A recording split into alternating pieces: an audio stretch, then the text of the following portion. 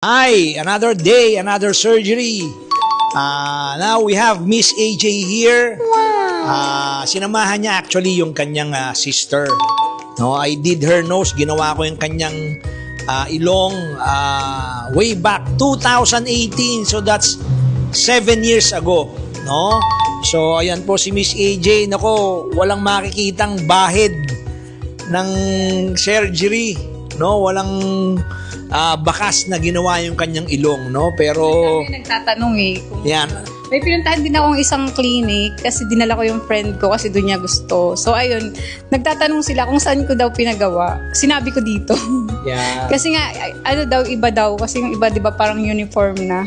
Uniform na. Pare-pareho na yung ilong nila. So ayan. Ayan, ngayon nyo na malalaman na yung ilong ko is gawa talaga siya. Ngayon ko na i-reveal.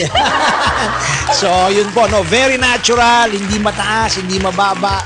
Tamang-tama lang for her face. Yes, tama. Kung magpapagawa kayo, dapat sakto lang sa mukha. Huwag masyado kasi nga pag masyadong mahirap eh. Anong tawag dito yung hindi maganda tingnan? Yan, surgically nga. Yung iba nagpapagawa ulit kasi nga sobrang taas, di ba? Yeah. Tama. So, kaya magpapagawa kayo, dito na kay Doc. yeah. Talagang iano niya sa mukha nyo, isusunod niya sa mukha nyo yung project na mukha nyo. Yeah. Ayun. So, yung kanyang sister, ganun din po yung ginawa natin. Wala pong scar, no? Walang makikitang bahid na ginawa. So, we will see her sister after 6 days. Papakita po din natin yan. So, maraming salamat, Miss AJ, no? At nirefer mo, sinamahan mong iyong kapatid dito. Meron pa ako isa, yung friend ko. Yan. So, dalahin mo na buong pamilya mo rito.